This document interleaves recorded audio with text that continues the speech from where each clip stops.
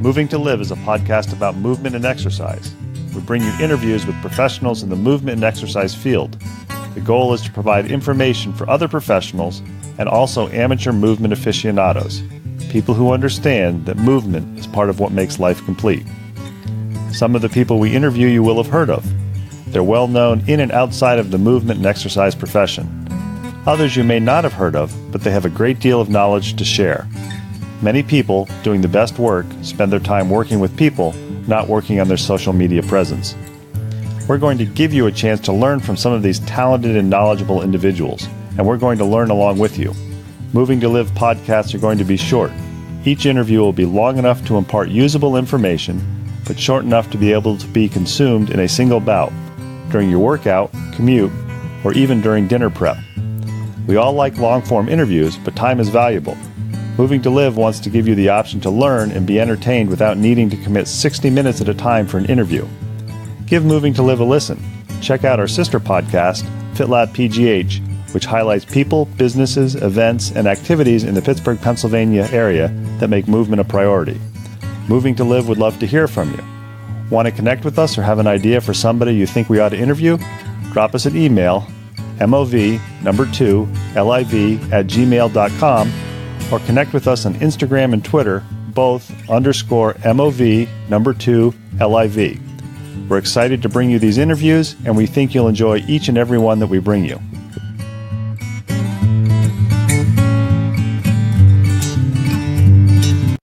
Welcome back to another Moving to Live podcast. As you heard in the intro, we're a podcast about movement, part of what makes your life complete. We really want to push people to think about movement as a lifestyle rather than an activity. If you're listening to this podcast and you have an idea for somebody who you think might make an interesting interview, give us a contact through any of the social media things that we talked about in the intro. Drop us an email. Also, if you're listening to it, whatever the method you're listening to it, Apple Podcasts, Stitcher, etc., give us some feedback. Let us know what you think about it.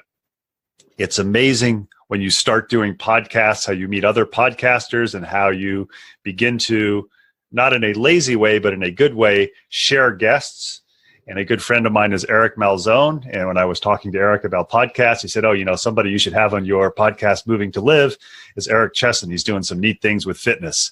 After talking to Eric a little bit before this interview, I learned that he actually graduated from Cal U, where I am currently employed. And I suspect as we talk, we'll find even more connections since he is a New York guy. Eric is a longtime fitness professional. He is involved with and has the business Autism Fitness, which is education and certification for fitness professionals who are working with clients with autism. So Eric, thanks for taking time on a Friday afternoon to talk to Moving to Live. Happy to do it, Ben. My first question I always ask everybody that I interview for Moving to Live is to give your 30-second or so elevator speech or standing in line at the airport waiting to go through security speech when somebody sees you in an Autism Fitness t-shirt and says, "What's that?" Autism Fitness is a business whose mission is to bring fitness and adapted PE programs to the whole of the autism population, meaning not just young people, but all individuals, regardless of age or ability level on the autism spectrum. Meaningful programs that can not only enhance life skills and activities of daily living, but also with results that are measurable. We're going to talk more specifically about that in part 2 of the interview, which we'll release in 2 weeks. But I always like to find out about the people that I'm interviewing and their stories. So pretty much anybody who is involved in the movement industry likes to move. There are exceptions. I know from talking to you a little bit, you like to move. Were you active as a kid? If you were, what did you do? It's funny. As a kid in my childhood years, I'm 38 now. I feel like my generation is the last one that kind of played outside without our parents knowing where we were. So my framework for how I grew up was we lived in a big garden apartment complex that was close to the Long Island Sound. And we would crawl through a break in the chain link fence and wander down to the swamp. It was literally marshes past the Long Island Railroad near the train station. There were egrets, there were turtles, there were little ponds, there was silt and sand, and we were constantly, the kids in the neighborhood were constantly playing different sports. So we'd be playing baseball with a tennis ball for an hour, and then we'd be playing stoop ball, and then we would switch to football, and we would do seasonal.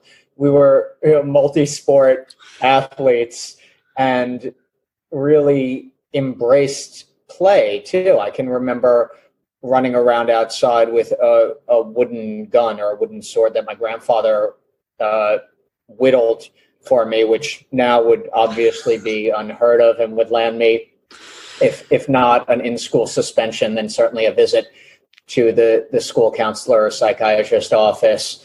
And my favorite quote about my childhood is from my mom, who said on multiple occasions, you would come home bleeding, and I would say, what happened? And you'd say, I don't know.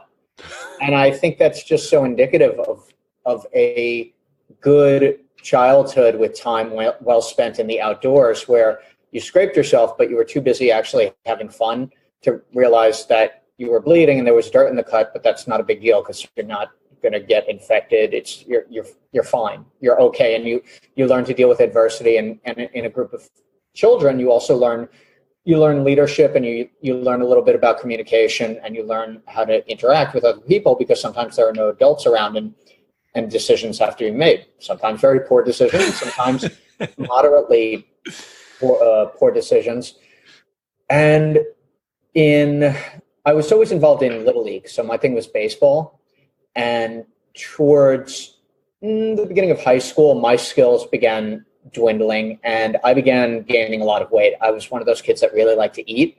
So that had to be buffered by my level of activity. As my participation in baseball grew less, and finally I unceremoniously left the team as the second string catcher in my senior year, I had really put on a lot of weight. I was an overweight kid because I like to eat, and it's not that I didn't like to move, but I was sedentary by proxy of, when you're 15, 16, you're not usually running around on the jungle gym anymore. You're not moving around the playground. It became segmented, particularly in the 90s, to team sports or extracurricular sports. And that wasn't my thing. I was just done with teams.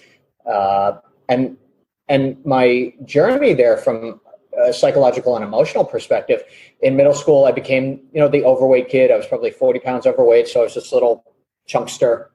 And it certainly affected my partially my viewpoint of myself. I would never say that I really had a self-esteem issue, but the way that I interacted with other people also. I became a little bit withdrawn. I didn't want friends. I wouldn't say that I became a loner. It wasn't that extreme, but I was very selective about who I wanted to be around. And it was my junior year of high school, and I just remember walking into the weight room one day, and we had this cruddy old Universal machine with the old tan camel leather on it. I just remember walking in and thinking, I want to change something. I'm going into this weight room, and having no idea, just playing around on the pull down, and just I was afraid to use the free weights and any barbells. But I started just moving, and I remember one day over the summer, I actually walked into the weight room when there was no supervision, nobody there, and a janitor eventually kicked me out and said, "You're not supposed to be in here." And around that time, I also discovered martial arts too. So I got into Jeet Kune Do and later on Brazilian Jiu-Jitsu.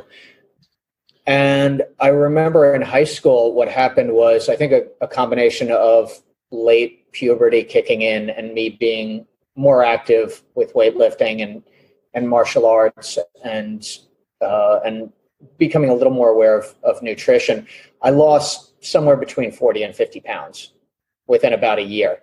And then I would have, I went to school on the North Shore of Long Island, which can be, there's of course a story and a perspective, but there's a good amount of superficiality in an area like that. I grew up in an area with a lot of money.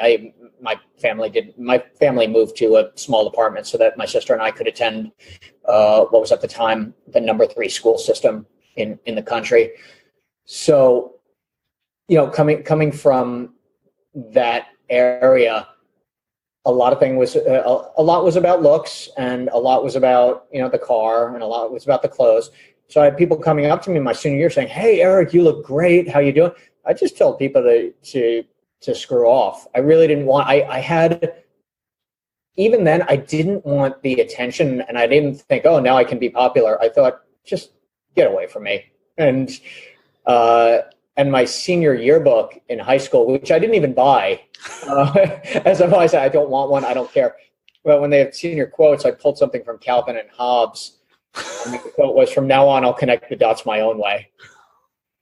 And that was the beginning of the journey for me. But the weight room and martial arts and doing whatever ridiculous. I was just talking about this today with my friend who's also the head coach at the gym where I train. I said my first training program that I followed was this Navy SEAL workout on VHS tape. And it was all body weight and mostly upper body stuff, but it was, it was something. And at the time I was motivated to do it. So fitness became this, to say it was a lifestyle and that it changed my life is true, although somewhat trite and cliche, but it led me to really what was my way of being, or my standard operating procedure then was I had to move. And that was, and then at about 19, 20, as I entered college, I really got into weightlifting, got into training more. And I've been doing things with barbells and heavy stuff ever since. And I've changed around training methods. For a long time it was hypertrophy, and then I got into competitive Olympic lifting. I've been powerlifting over the last year as well. So at 37, I started my career in powerlifting. But because of the background now, I'm in our federation, I'm in the top 10 lifters, having done 2 competitions. So the background in all those years of building up the engine certainly helped. And that was what created the background and the foreground for my journey into fitness personally. I think when you were talking, I think the couple of things that came up is when you said you were forced, or kids by playing were sometimes forced to make decisions and take leadership roles, and sometimes the decisions weren't the best. My thought at that was, rather than the adults who do stupid things saying, "Hold my beer and watch this," it was a situation of "Hold my juice box and watch this." Yeah. Hold my high C. And the other thing that really struck me that I'd never really thought about before is, although I did not grow up in a area like you did, I grew up in upstate New York, is just being able to go out and play. And by playing the different sports unorganized, and in my case, it was streams and ponds, you develop a variety of movement skills that I would imagine there are a fair number of kids today don't have, because mom and dad at 6 years old say, "Okay, you need to decide between t-ball and soccer, and whichever it is, we'll support that." Right. And I think one of the things that's missing from that is it's too structured. Like tell me where the room for creativity is in t-ball, right? Tell me where the room for really high quality creative decision making or problem solving is in a game of soccer. It's not to diminish or belittle that pursuit. It's where do you make time for creative play skills? So for example, as we were climbing through that hole in the fence, you got to squat and move laterally so that you don't get a piece of metal fence in your thigh, right? I'm not thinking about squatting. I'm thinking about not ripping my pants. And I was also thinking that my childhood game, although I did play some organized sports, it sounds at a level similar to yours, is in the summer we used to play two-person team wiffle ball, where first base was the tree, second base was the concrete sundial, and third base was the corner of the glass picture window. Oh, yeah. Same thing. We would play baseball out back behind the apartment, and there was a parking lot there. And there was the one guy who surprisingly didn't want us to hit his car with the tennis ball. Imagine the nerve of this adult. To this day, because my parents still live in the same spot, there is a sign out back, a steel white sign in big, bold black lettering that says positively no ball playing allowed. And sometimes I'll go over there and, I'll grab the trash at the end of dinner and take it out back and throw it out. And I just look up at the sign and I just smile. So as a result of my actions, when I was 9 years old, that sign still exists. And in the big picture, if you look at it, that ruins potential play opportunities for kids living there today. That was my next point, is that there are no kids back there playing. So you have a pretty wide variety of movement opportunities, and I think it could be argued that by not being very good at baseball and kind of self-selecting yourself out of it, you didn't get trapped in that competitive phase where can I go to the next level and at some point stop without having an additional plan. So So you go to college. What are you majoring in college? Were you thinking fitness career then? Yeah, I was thinking I was going to be a United States Marshal, and I did my undergrad at John Jay College of Criminal Justice in forensic psychology. So I guess the easy question is, what the hell happened? What did you do? You graduate with the bachelor's degree, and did you join the Marshals? No, I liked rules and orders, and I really liked the idea of criminal justice. It was just something that appealed to me. That was probably one of my pulls towards martial arts. And what happened was, I think some very liberal professors in that school, and some dialogue and some education on philosophy, society, and American history, as well, and contemporary American politics. But what happened as well was I got so much into weightlifting and fitness that after I graduated, I knew midway through my bachelor's that I didn't want to pursue a career in criminal justice, but I loved the program so much. And even though it was a forensic psychology program, we didn't get into any of that curriculum until senior year. So most of it was general psychology. And I loved that. I loved behavioral psychology. I loved anything that had to do with clinical psychology. I became fascinated with. So coming out of undergrad, I thought I wanted to go into sports psychology. So I got my certification as a personal trainer and was working in a small gym with a few personal training clients. And this is when I was really new. I was pulling training programs out of T-Nation to use and modifying them a little bit, which is not necessarily the worst thing that you can ever do. But that was my point of reference then. Again, not bad, mm-hmm. But that's where I was in my training career. And I was going to CUNY for my postgraduate work in general psych, thinking, okay, well, I'm going to go into sports psychology at some point. And it was only through a chance meeting with a classmate that I wound up founding Autism Fitness. I think it's interesting, your comment on T-Nation. I think the wonderful thing that's happened since the 90s is the internet, because there's so much information out there. As an alternative to that, I think the worst thing that's happened since then is the internet, because there's so much information out there. Unless you're a critical consumer, you're going to end up with a lot of crap. So I think there's some really good stuff on websites such as T-Nation if you are a critical consumer, rather than somebody who says, this is great stuff because it was on T-Nation. Or any other website that's similar to that, not to single them out. I think that's also a process of having critical thinking being at the forefront of our educational system, or lack thereof too. Because if logic and science, or the scientific method, and just the processes of good decision making were at the forefront of our education system, you could have 14,000 out of 15,000 websites being absolute garbage, but nobody would be sharing them. Or someone would be able to look at it and say, this information is compelling and it's written in a way that makes it seem true. But if I cross-reference it with anything that is available in the way of either peer review or just what makes sense, then I can discount this almost immediately. And I think the problem is not only one of the massive amount of misinformation, or whether intended or unintended, but also a consequence of an education system that doesn't prioritize those things.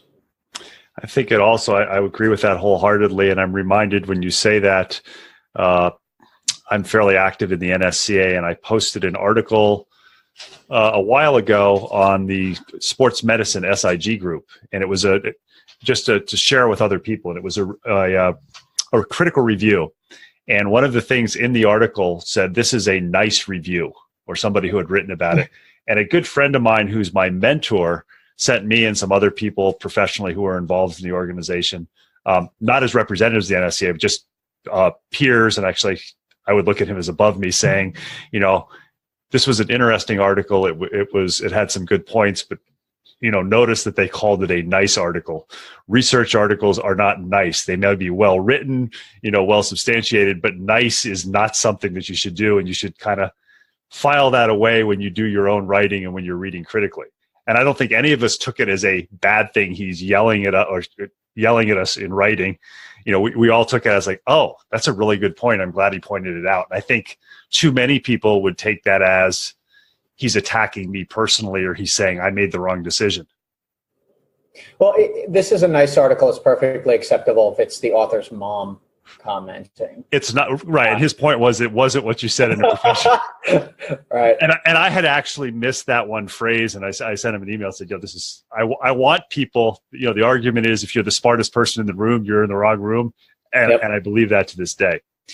I'm curious with what your first personal training certification was and how you made the decision to pick that one, because there's literally an alphabet soup. And if we did a Google search, I would be shocked if there were less than 1,000 personal training certifications of various levels of quality. Oh man, that would be the ISSA certification. I think it was a Crunch on Long Island, and it was taught by Dr. Jack Barnathan. I don't know if he's still around. And how did you pick that certification? I don't remember. I don't, you know what? It might have been, no, I don't want to misspeak, because I was going to say that I thought some coach that I respected had done some courses for them, but I don't even recall if that was the case. So I'm going to stand with, I don't recall. The honest answer, which is always good. So you're getting your master's degree with a plan to go into sports psychology. Yeah. And just by are you doing some personal training on the side in addition to your martial arts? Yeah. At this point, was I still doing? Yeah. At this point, I think I was doing Brazilian Jiu-Jitsu, and I was doing personal training sessions at a small boutique gym on Long Island, and I knew enough that I knew that the owner and head coach was being ridiculous when he started showing me how to take every client through a machine circuit. And then he got angry with me when I gave his client a benching protocol, and he wound up benching 300 for the first time. But technically it was his client, so I shouldn't have intervened. Which I said, he was right from a professional standpoint. However, from a performance standpoint. So why the decision to do this, or the thought process that you were going to do sports psychology rather than, which ended up happening, going into fitness? What was the thought process then? I just wanted to combine the two. So I thought, okay, maybe I can be a combination. It was almost the Barbie effect. I want to be a ballerina, and I also want to be on the UN. And when I'm not doing that, I want to save dolphins. So I thought, okay, maybe there's something that I can do with fitness and also with psychology. So I thought, you look at what's out there before you start inventing stuff. And I said, okay, sports psychology. I want to help athletes, particularly, strength sport athletes in some way. I wanted my education to fill in the blanks for what I thought I wanted to do, or the stuff that I liked. I wanted to take the stuff that I liked and put it together like Legos and find a career out of that. And I know a little bit about this story because we've chatted before, but just by accident, how did you find fitness and realize that, hey, there's a niche for training people with autism? Yeah. So in one of my what was it? It was fundamentals of behavior analysis classes in graduate school, which was, it was a dry class. But I had a classmate who said, hey, I know you're a personal trainer, and I work in this program in Manhattan with teenagers on the autism spectrum, and we've never actually had a structured fitness program, and you're obviously getting some education here about ABA and applied behavior analysis, and would you be interested in working with us? So over the course of a bus ride over the train station, she convinced me to apply for this job and take a meeting with the program director. And they said, okay, hire him. So I started there, and I'm still working with this program today, 3 days a week too. It's a satellite program based out of the Johns Hopkins Neurology Department, small research program in the city. But it's cool because I've had 15 years experience with the same individuals also, which is, fascinating, and it gives some longevity, and it's taught me so much about what happens when you have effective interventions at the right time, because I've seen the opposite also. From there, when I started working in that program, I thought maybe there's something to this. So I looked, in my limited searches for fitness for the autism or special needs population, I didn't find much information. I remember reading one article that said something to the effect of, fitness is important for all populations, special needs populations included. Right? Okay, great. What do I do with that? So my strategy was to, from a physical perspective, train these teenagers with the same protocols, albeit modified physically, and we'll get into the adaptive and the cognitive later, the same way, because it didn't make sense to say, well, let's find completely different exercise. And I'm thinking, well, they're human beings, and everybody's got to squat, and everybody's got to press, and everybody's got to pull, so let's do that. Around a year later, I was contacted by a behavior therapist who called me and said, I don't know if I took out an ad or I just started writing articles, or maybe I advertised in one publication. And she contacted me and said, I do EI, so early intervention, which is typically 4 years old and under. She said, I just took on these two cases. They're two 12-year-old boys, and I have no idea what to do with them. Can you help? And I said, I think so. So I started working with these two 12-year-old boys, one of whom I still work with. In fact, after you and I are done with this podcast today, I'm going to work with him. He's 24 now. And so there's a beautiful longevity with a lot of the athletes that I have, where I get to see them transition from childhood into adolescence, into teenage years, and then into adulthood as well, which has really been valuable for me. And the other part was all of the athletes that I worked with early on had significant behavioral and cognitive delays too. So it's not as though I broke into the field and said, well, I only want to work with high functioning individuals. My early years saw, aggressive behavior, self-injurious behavior, running out of the room, all of these things that it gave me a very good sense of what needs to be considered when working with this population. So 10 years later, when I started developing the autism fitness methodology and the PAC profile, it wasn't, individuals who are already motivated and individuals who are already capable, great, and everybody else, sorry, I don't have anything for you. It was bring me whoever, whenever, and let's do this. Because there's always, what I teach in the certification is that we always want to establish baseline, because that's going to give us what we need in order to set the next goal. We're talking with Eric Chessen. Eric is the founder of Autism Fitness, which is a fitness certification company that teaches fitness professionals how to work with clients and athletes who have autism. He's given us a great background on how he came from essentially playing in the marshes as a kid to where he is today. And I'm looking forward to coming back in 2 weeks and talking more specifically on autism and working with individuals who have autism to essentially make them move more and make them move better. So Eric, I want to thank you for talking to Moving to Live, and I'm looking forward to talking to you again in 2 weeks. Definitely, Ben. Thank you.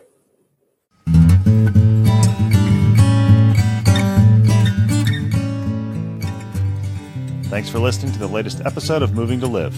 Make sure you check out the show notes for contact information for our latest guest, as well as links about all the things we talked about. Intro and exit music is Traveling Light by Jason Shaw. You can subscribe to Moving to Live on Stitcher, Apple Podcasts, and Google Play, and be notified about new episode releases. Have any questions, comments, or suggestions? Drop us an email, mov2liv@gmail.com. Connect with us on Twitter or Instagram, both _MOV2LIV. Please tell your friends about Moving to Live. It's a go-to place for information for movement and exercise professionals and amateur aficionados who understand that movement is part of what makes your life complete. Until next week, keep on moving.